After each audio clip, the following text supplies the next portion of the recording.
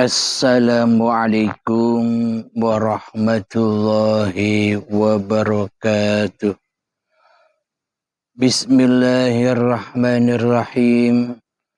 Ashhadu an la ilaha illallah wa ashhadu anna Muhammadur Rasulullah. Allahumma salli ala sayyidina Muhammad wa ala ali sayyidina Muhammad. Rabbi syrah li sadri wa yassir li amri wahlul 'uqdatam min lisani yafqahu qawli. Amin. Bismillahirrahmanirrahim. Salam kasih sayangku buat para jamaah uripe Allah dimanapun Anda berada, baik yang ada di dalam ataupun yang ada di luar negeri. Semoga kita semua senantiasa di dalam limpahan rahmat dan hidayatullah. Amin ya rabbal alamin. Di pagi yang indah ini, marilah kita kembangkan bersama-sama di dalam nyawa, di dalam jiwa, di dalam hati, di dalam roh, dan di dalam kehidupan ini kalimat-kalimat thayyibah. Subhanallah walhamdulillah wa la ilaha illallah wallahu akbar wa la haula wa la quwwata illa billahil aliyyil azim. Sadaqallahul azim. Bismillahirrahmanirrahim. Di pagi yang indah ini, kajian kami beri judul Rasul.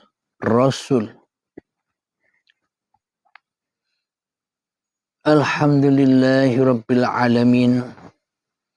Jadi sebelum kita berpulang kepada Allah, kita wajib menjadi Rasulnya Allah.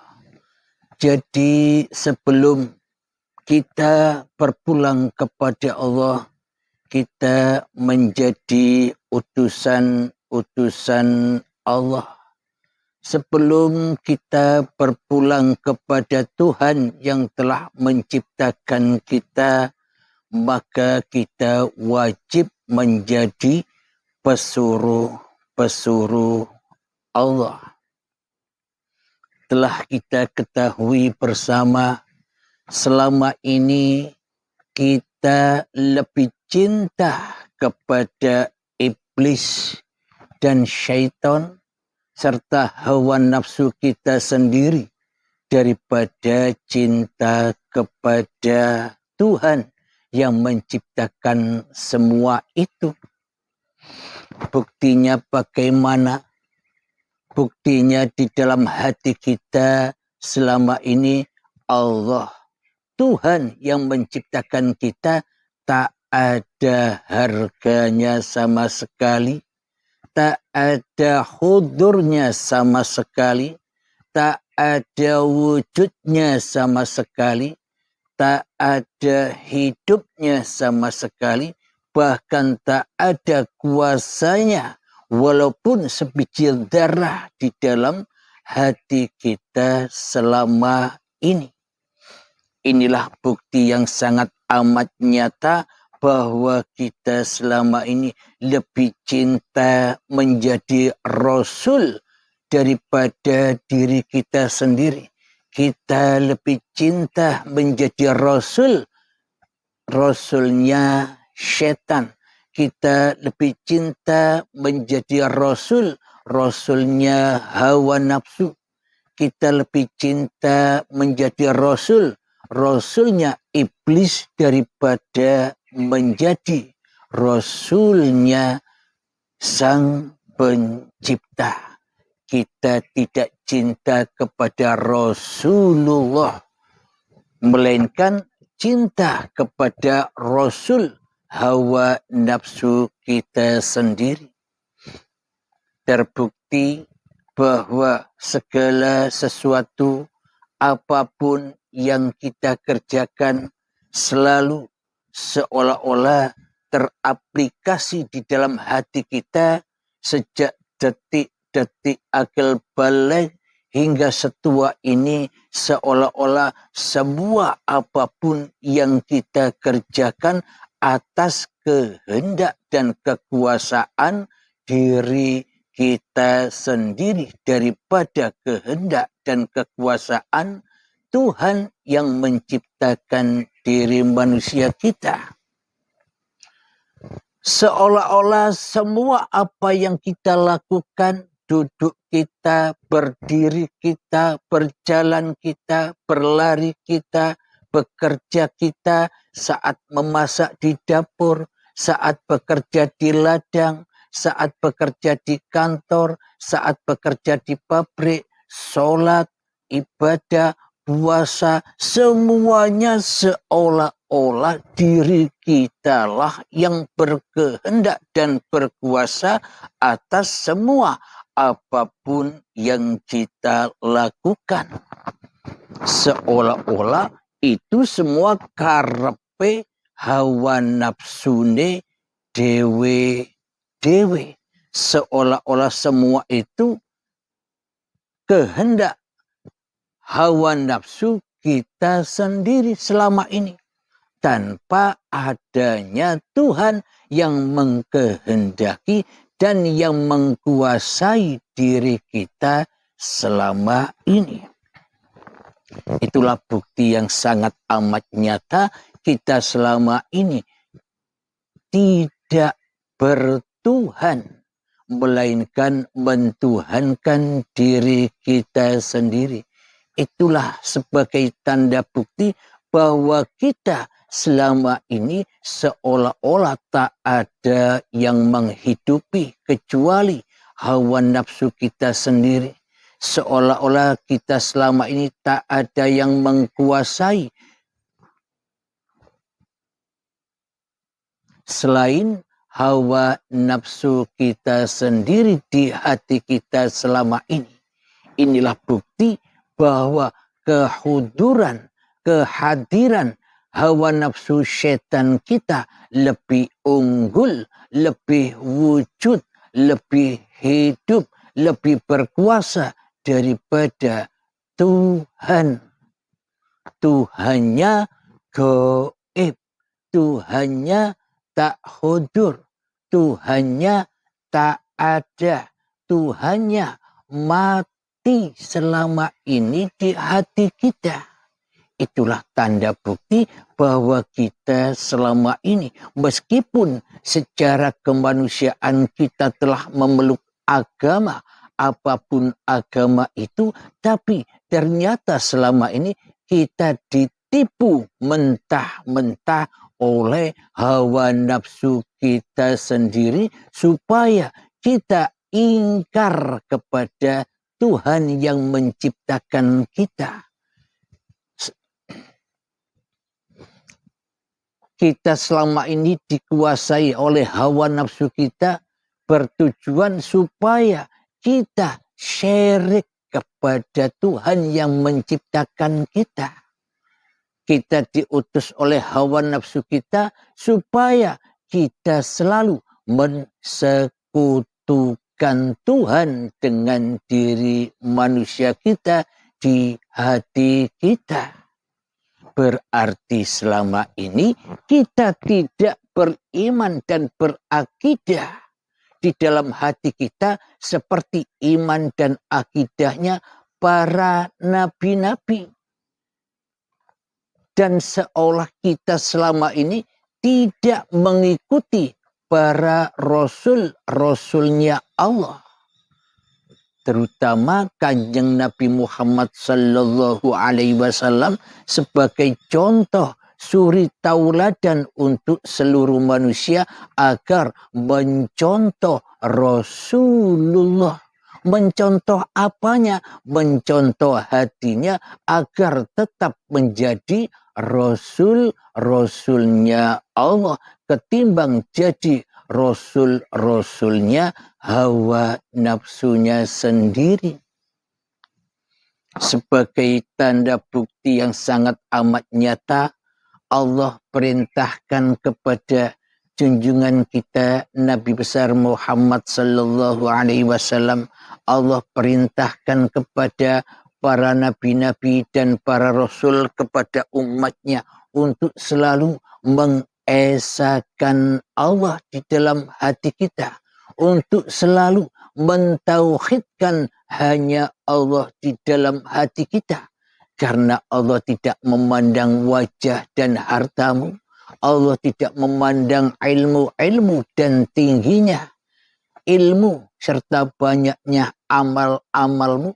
Allah tidak memandang kekayaan wibawahmu. Allah tidak memandang pangkat-pangkatmu. Allah tidak memandang asal-usul nasab-nasabmu. Dan Allah hanya memandang isi hatimu. Siapa yang kau hadirkan di dalamnya. Siapa yang kau esakan di dalamnya. Siapa yang kau tauhidkan di dalamnya. Aku, kata Allah, ataukah engkau mentauhidkan dirimu sendiri? Ataukah engkau mengesakan hawa nafsumu sendiri? Apakah engkau mentauhidkan iblis dan setan yang ada di dadamu daripada aku, kata Allah. Itulah hati qalbun mukminin baitullah. Rumahnya, hatinya orang-orang mukmin itu adalah dikuasai Allah, dihadiri Allah, diwujudi Allah, dihidupi Allah, dan dikuasai oleh Allah. Itulah qalbun mukminin baitullah. Hatinya orang-orang yang beriman dan hatinya orang-orang yang sudah selamat menuju ke sisinya Allah, maka tak ada yang berkuasa, tak ada yang menjadi raja di dalam hati kita selain Allah Subhanahu wa ta'ala. Itulah tanda-tanda manusia yang sudah berpulang dengan rela dan ridho kepada Tuhannya lewat pintu baiat, yakni rela, ridho, mengorbankan apapun yang dicintainya. Tanpa pengorbanan, tanpa kematian, kita takkan pernah bisa mengaplikasikan apa itu qalbun mukminin baitullah. Karena masih banyak cinta-cinta kita yang selain Allah di dalam dada kita. Cinta kepada diri kita sendiri. Cinta kepada hidup kita sendiri. Cinta kepada badan-badan kita sendiri. Cinta kepada ilmu-ilmu kita sendiri. Cinta kepada amal-amal kita sendiri. Cinta kepada harta-harta kita sendiri. Cinta kepada urusan-urusan pekerjaan kita sendiri, cinta kepada cita-cita kita sendiri, dan semua itu menjadi fitnah di dalam hati kita sehingga kita tidak bisa pulang kepada Allah, yakni su'ul khotimah. Jadi su'ul khotimah itu jangan engkau, jangan kita ketahui nanti datangnya.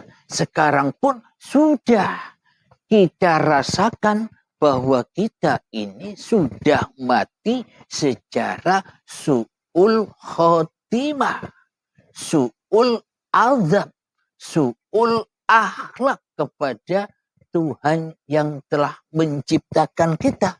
Apa buktinya? Qalbun kafirin baitun nas. Jadi hatinya orang-orang kafir itu adalah ketika manusianya lebih wujud, ketika manusianya lebih hidup, ketika manusianya lebih hudur, ketika manusianya lebih berkuasa, bagaikan Tuhan di dalam masing-masing dada manusianya. Alhamdulillahirabbil alamin. Itulah akhirnya kita tak bisa menjadi rasulnya Allah, tak bisa menjadi utusan-utusan Allah, tak bisa menjadi pesuruh-pesuruh Allah, melainkan hanyalah menjadi budak-budaknya hawa nafsu kita sendiri, budak-budaknya iblis dan setan. Kita selama ini diperbudak, dirasuli oleh diri kita sendiri, diutus oleh diri kita sendiri, disuruh oleh diri kita sendiri. Itulah bukti yang sangat amat nyata bahwa kita selama ini tidak bisa menjadi rasulnya Allah. Karena kita selama ini salah sangka, salah paham di dalam akidah dan iman. Dikira selama ini semua pemaparan di dalam hadis ataupun Al-Quran itu bahasa manusia, bahasa hawa nafsu, bahasa badania, bahasa ragania. Seolah-olah semua itu lakunya raga, lakunya badan. Jadi manusia sebelum beriman dan berakidah kepada Tuhannya, manusia putus asa duluan karena salah paham, karena salah pengertian di dalam beriman dan berakidah, seperti iman dan akidahnya para nabi dan para rasul. Seolah-olah kita berputus asa, bagaimana mungkin aku bisa jadi rasulnya Allah, sementara nabi yang terakhir, rasul yang terakhir adalah Nabiullah Muhammad sallallahu alaihi wasallam, khotamul anbiya, akhirnya para nabi, penghabisannya para nabi dan para rasul. Itulah kesalahpahaman kita di dalam beriman dan berakidah, akhirnya disesatkanlah oleh hawa nafsu kita sendiri, akhirnya disesatkanlah oleh iblis dan setan yang menjadi musuh bebuyutan kita, tapi kita tidak menyadarinya selama ini. Memang iblis dan setan itu selalu membisikkan di dalam hati kita, seolah-olah semua apa yang di dalam Al-Quran itu cerita dongeng-dongeng babakan raga saja, dongeng-dongeng babakan badaniah saja yang terjadi pada orang-orang tempo dulu. Seperti kaumnya Nabi Lut. Seolah-olah kejadian itu dulu cinta sesama jenis. Karena kita memperturutkan hawa nafsu kita sendiri, akhirnya derajat kita di sisi Allah lebih rendah daripada hayawan. Jatuh martabat kemanusiaannya. jatuh kesucian manusianya. Maka dari itu yang dicontohkan kaumnya Nabi Lut yang mana cinta sesama jenis, bila kita beriman dan berakidah dengan benar, tidak salah paham, yakni memandang hati, yang dipandang oleh Allah hanyalah hati, maka kisah-kisah kaumnya Nabi Lut itu tak ubahnya ya kisah kita sendiri, kisah diri kita sendiri. Apa itu cinta sesama jenis? Itu maknanya kita cinta kepada selain Allah, yakni cinta kepada sama-sama ciptaan Allah, cinta kepada makhluk, cinta kepada manusia, cinta kepada harta, cinta kepada urusan dunia, cinta kepada cita-cita dunia, cinta kepada kebanggaan, cinta kepada kemuliaan, cinta kepada kekayaan, dan sebagainya. Itulah makna hakikatnya bahwa kita pun juga sama menjadi umatnya Nabi Lut. Cinta sejenisnya.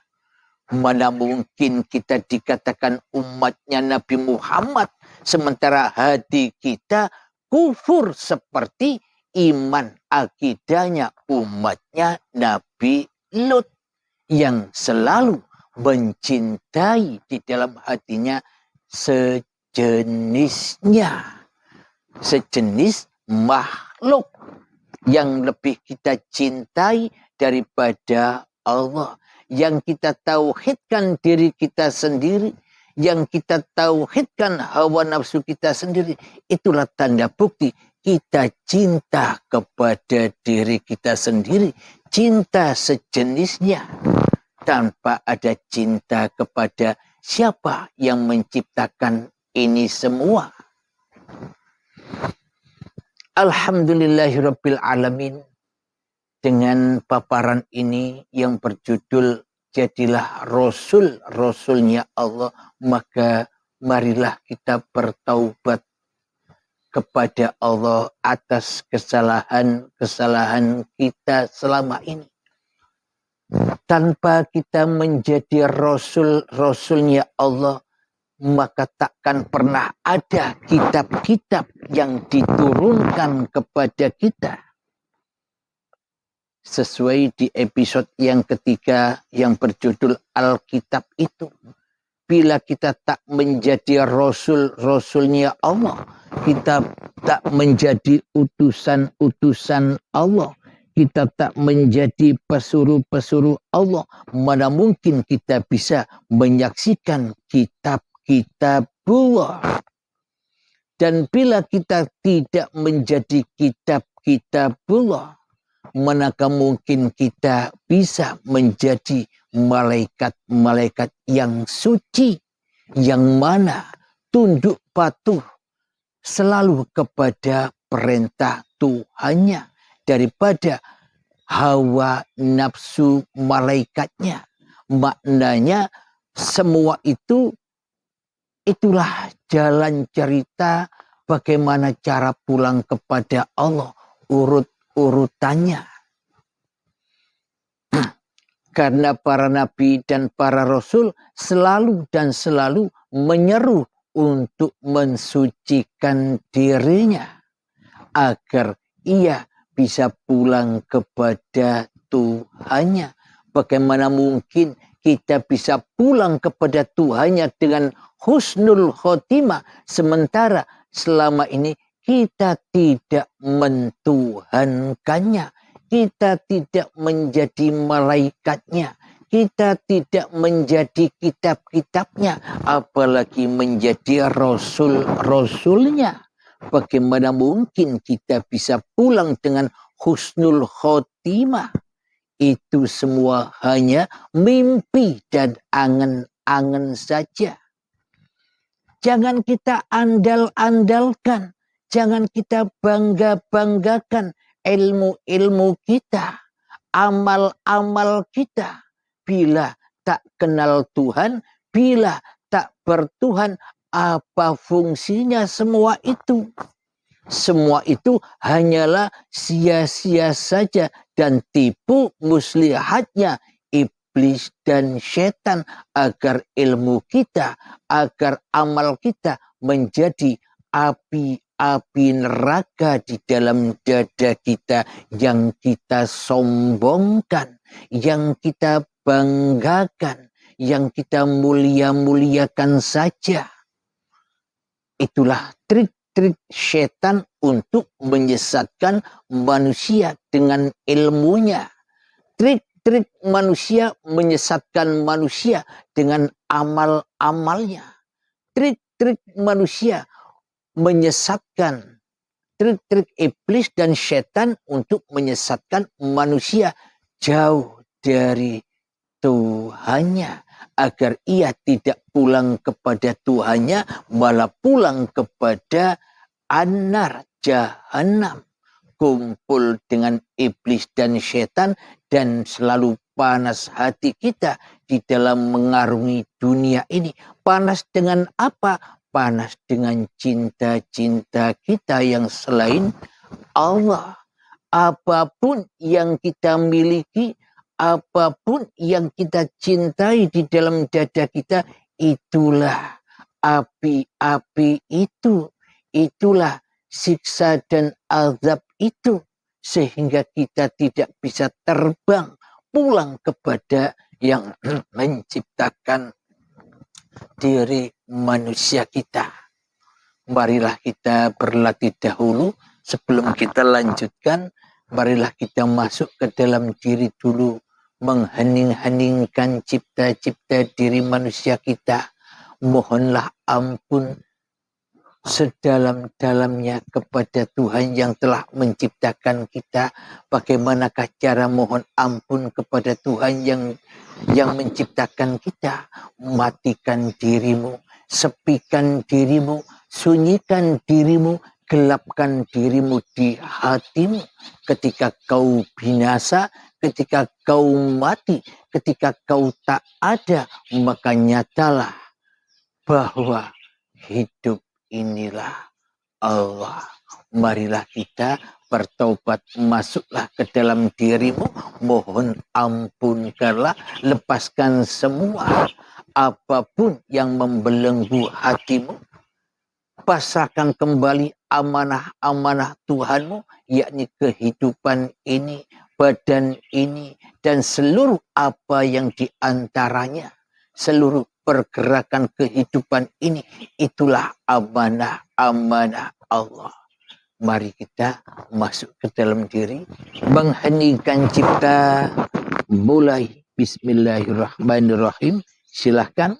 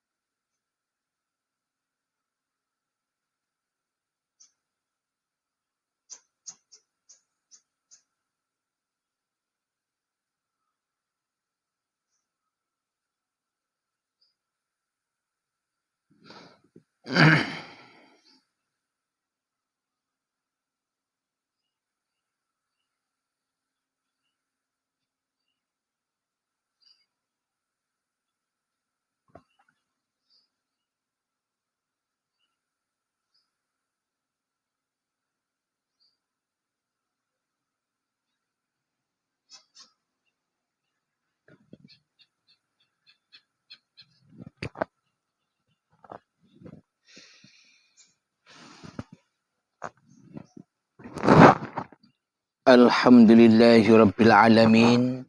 Mengheningkan cipta selesai. Alhamdulillahirrabbilalamin. Allah dan Rasulullah telah menuntun kita, innamal a'malu binniyah. Awalilah segala perbuatanmu, awalilah segala aktivitasmu di dalam apapun, terutama di dalam sholat dan ibadahmu, terutama di dalam mencari ilmumu. Agar apa? Agar engkau, agar kita semua bisa pulang kembali kepada lillahi ta'ala. Agar kita tidak mengaku-akui kehidupan ini, agar kita tidak mengaku-akui badan ini, dan agar kita tidak mengakui aktivitas-aktivitas ini di dalam kekuasaan diri manusia kita. Tujuan niat adalah agar kita tidak menjadi Tuhan bagi diri kita sendiri, agar hati kita bisa selamat sampai ke sisi Allah ketika diri kita kembali kepada keadaman diri manusia kita. Alhamdulillahirrabbilalamin. Dicontohkan oleh baginda Rasulullah, Muhammad, bukan kau yang melempar, tapi aku yang melempar. Inilah salah satu bukti yang sangat amat nyata yang sudah diabadikan di dalam Al-Quran, Alkitab, bahwa sesungguhnya Muhammadnya itu sudah kembali kepada keadamannya, ketiadaannya, yang ada, yang esa, yang bertauhid di dalam hati Kanjeng Nabi Muhammad, ya hanyalah yang menciptakan Muhammad itu sendiri. Itu yang wajib dicontoh untuk seluruh manusia, babakan hatinya. Bila babakan syariatnya, ya ikutilah keyakinan masing-masing. Aturan-aturan syariat badaniyahnya, ya ikutilah keyakinan masing-masing. Apapun agama Anda, apapun golongan Anda, apapun aliran Anda, tidak peduli itu semua. Yang terpenting di dalam hati kita, apapun syariatnya, apapun aturannya, awalilah semua itu dengan niat agar kita tidak mengaku-akui semua itu di dalam kekuasaan manusianya. Bila sudah berlaku demikian, maka selamatlah manusianya dari diri manusianya. Selamatlah manusia dari agama-agama badaniyah-badaniyahnya. Selamatlah manusia dari agama-agama hawa nafsunya. Dari agama-agama iblis yang memetak-metak manusia, yang menggolong-golongkan manusia agar manusia saling bermusuh-musuhan.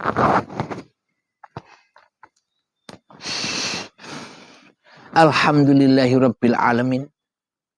Sekarang cara mengaplikasikan bagaimana sih menjadi Rasulullah itu, yakni hati selalu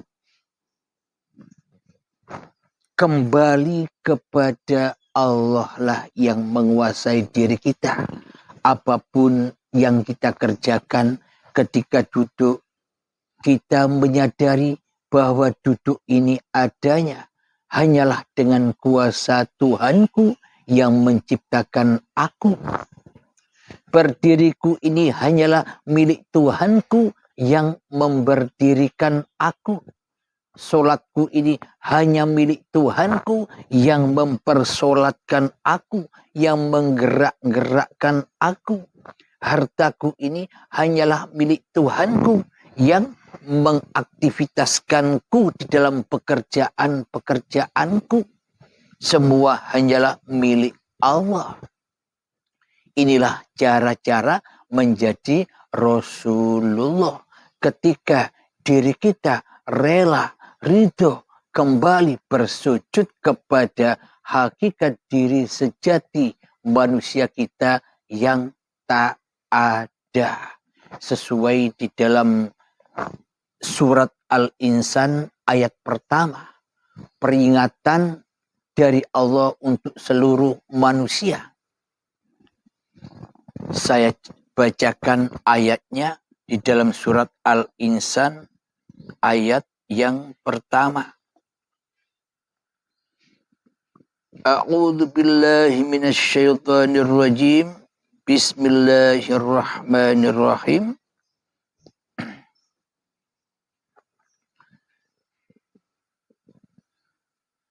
Hal ata 'alal insani hinum minad dahri lam yakun syai'an madhkura.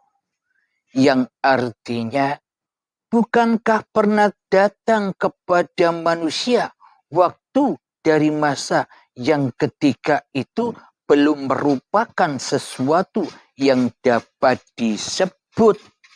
Inilah bukti manusia itu laisa kamislihi syai'un. Manusia itu tidak seperti apa-apa dan tidak seperti siapa-siapa. Wong ndak ada, wong ndak bisa disebut. Apa bisa manusia itu seperti apa-apa? Apa bisa manusia itu seperti siapa-siapa bila tidak diciptakan Tuhannya? Bila tidak diwujudkan Tuhannya? Berarti yang gaib itu manusianya apa Tuhannya? Yang tak ada itu manusianya apa Tuhannya? Inilah bukti bahwa agama Tuhan yang menciptakan diri manusia dan alam semesta ini, yaitu la ilaha illallah. Hanya Allah lah yang ada, hanya Allah lah yang wujud, hanya Allah lah yang hidup, hanya Allah lah yang nyata, dan hanya Allah lah yang menciptakan segala sesuatu, apa-apa dan siapa-siapa. Allah Maha nyata di dalam apa-apa dan di dalam siapa-siapa. Allah Tuhan Maha meliputi segala sesuatu. Bukan manusianya yang meliputi segala sesuatu. Seolah-olah kan selama ini manusianya yang bisa meliputi segala sesuatu. Seolah-olah manusianya yang bisa mewujudkan pohon kelapa itu dengan pandangannya. Seolah-olah manusianya lah yang bisa mewujudkan bunga-bunga itu dengan pandangan hawa nafsunya. Seolah-olah manusianya bisa melihat bendera yang berkibar itu dengan hawa nafsunya. Seolah-olah manusia yang bisa melihat bangunan-bangunan ini, batu ini, dan seluruh apa yang terlihat di kamera ini, seolah-olah manusianya lah yang mewujudkan semua ini di dalam kekuasaan manusianya. Inilah bahwa kita selama ini salah di dalam bertuhan, salah memilih Tuhan, salah menjadi Rasul, salah menjadi utusan, salah menjadi pesuruh. Kita selama ini menjadi Rasul, menjadi utusan, menjadi pesuruh hawa nafsu setan kita sendiri daripada menjadi Rasulnya Allah, daripada menjadi utusan Allah, daripada menjadi pesuruh pesuruh Allah.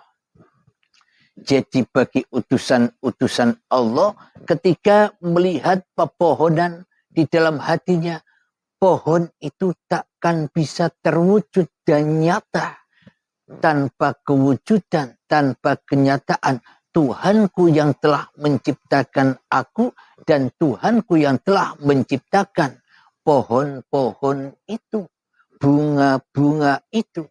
Jadi larinya kepada la ilaha illallah daripada lari pulangnya kepada hawa nafsunya sendiri-sendiri. Itulah Rasulullah. Ketika kita sudah menjadi Rasulnya Allah, maka kita akan dituruni kitabullah. Setelah kita dituruni kitabullah, maka kita akan selalu mensucikan Allah, menjadi malaikat yang suci, kemudian kembali pulang ke sisi Allah. Alhamdulillahirabbil alamin. Semoga khususnya saya pribadi dan kita semua para jamaah Uripi Allah, para sahabat-sahabatku tercinta dimanapun Anda berada, semoga kita selalu bersama-sama di jalan fisabilillah. Amin ya rabbal alamin. Berada di jalan yang lurus di dalam Uripi Allah. Amin ya rabbal alamin. Sebelum kita akhiri kajian di pagi yang indah ini, marilah kita gemahkan bersama sholawat dalimin daf'ul bala. Allahumma sholli ala sayyidina Muhammad wa ashghili zalimin bizalimin. Allahumma salli ala sayyidina Muhammad wa ashghili zalimin bizalimin. Wa ahrijna min bainihim salimin wa ala alihi wa sahbihi ajma'in. Alhamdulillahi rabbil alamin. Allahumma ya qadiyal hajat, Allahumma ya mujibad da'awat, Allahumma ya rafi'ad darajat, Allahumma ya muhillal muskilat, Allahumma ya syafiyal amrat, Allahumma ya kafiyal muhimmat, Allahumma ya dafi'al baliyat, Allahumma khtim lana bil iman, Allahumma khtim lana bil islam. Rabbana atina fid dunya hasanah wa fil akhirati hasanah wa qina adzabannar. Wa sallallahu ala sayyidina Muhammad wa ala alihi wa sahbihi wa sallam. Walhamdulillahi rabbil alamin. Akhirul kalam. Assalamualaikum warahmatullahi wabarakatuh.